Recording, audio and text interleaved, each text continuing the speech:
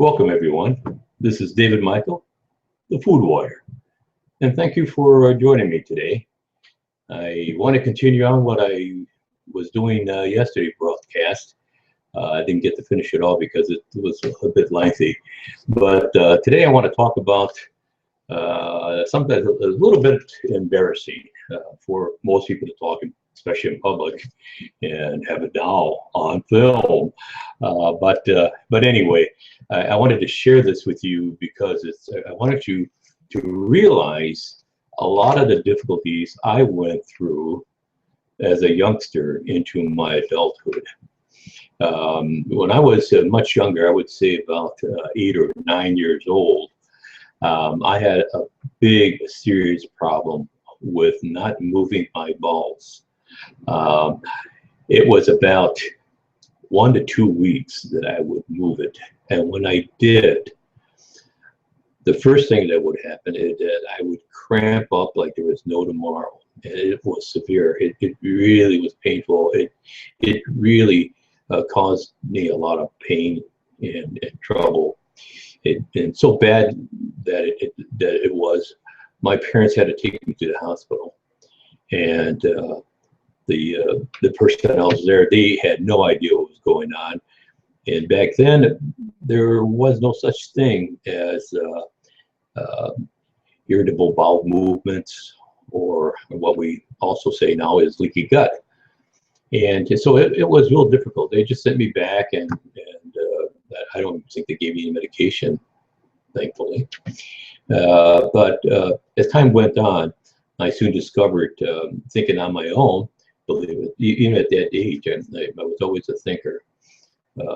Maybe I didn't speak well, but I was a thinker. And I know it had to do with my diet. My diet was very, very poor. If I told you the kind of crap I ate, I think it would make you throw up. And I'll give you one example. I used to take a slice of Wonder Bread, remember that? A nice Wonder Bread, and throw on a piece of lettuce, and I would sprinkle sugar on it, put another piece of bread, and I would eat that as a sandwich. So I got my vegetables. I was eating my greens. I mean, how ridiculous was that? And then another thing I really loved to eat was, again, another slice of Wonder Bread, and it couldn't be any other bread. It had to be Wonder Bread. But I would put on my the Skippy peanut butter, and again, it had to be Skippy. I was very picky. I still would add sugar to the peanut butter, and then the sandwich, I would eat that. This is an awful eater.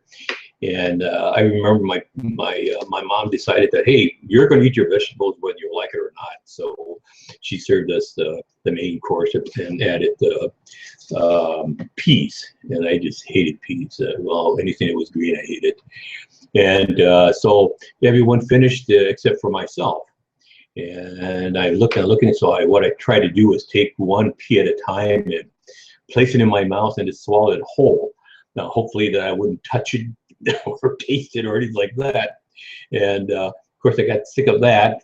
So then I started doing it. I would place the peas in my cuffs of my pants, and hey, Mom, I'm finished. And she said, okay, son, you can go now. Of course, not knowing that I never actually ate much of it, and I don't recall how I disposed of them, but out of my cuff. But that's what I did. And then as I grew older, after serving in the service, I was forced to eat a lot of things in basic training that I never thought to eat, but we were commanded that whatever was in your plate, you're going to have to eat, or otherwise you would suffer severe punishment. So I started eating all kinds of different kinds of foods. Didn't like it, but that's what I did.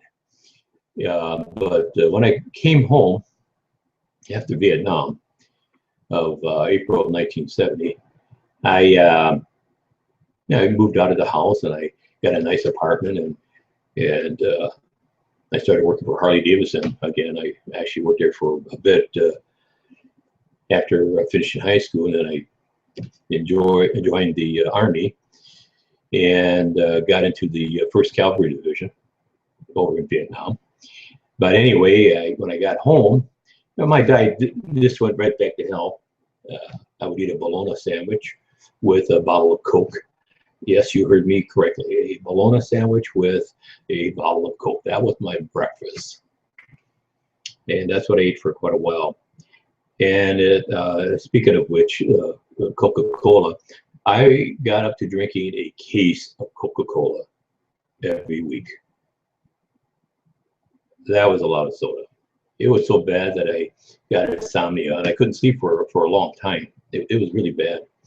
And of course, I realized that it was because of the soda. So I quit drinking soda, and at least for a while, so I can get back to going to sleep. But it didn't make me stop drinking soda until way later. But as time went on, I realized what was really happening with my body and what wasn't.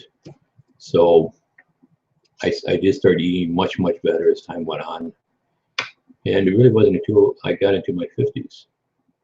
And about 2007, my wife and I had gotten into an argument about who's going to be dying, and she said some things, and I said some things, and my feelings were hurt.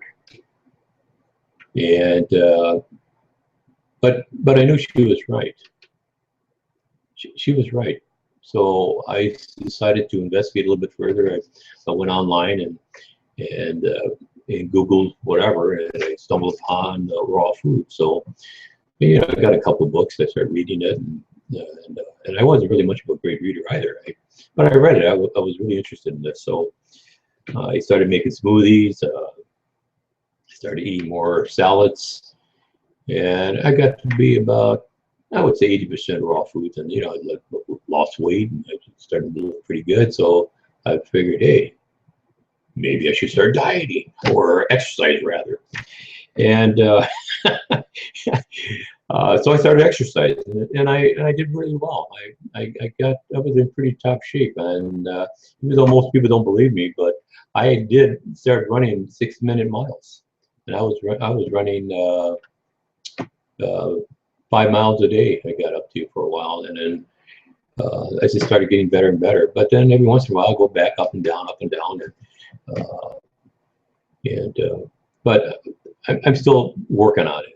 And if you like, we can share it together. I'm going to show you a lot of things in the future in terms of exercising, what to eat, the smoothies and supplements, and because we all need supplements, whether you want to believe it or not.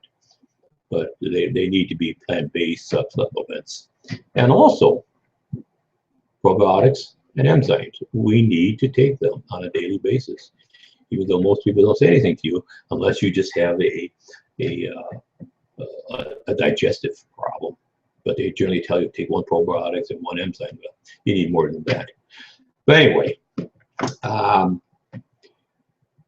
I think this is going to be real enjoyable for you. I'm going to try to show you as much as I possibly can. I'm going to just talk layman terms.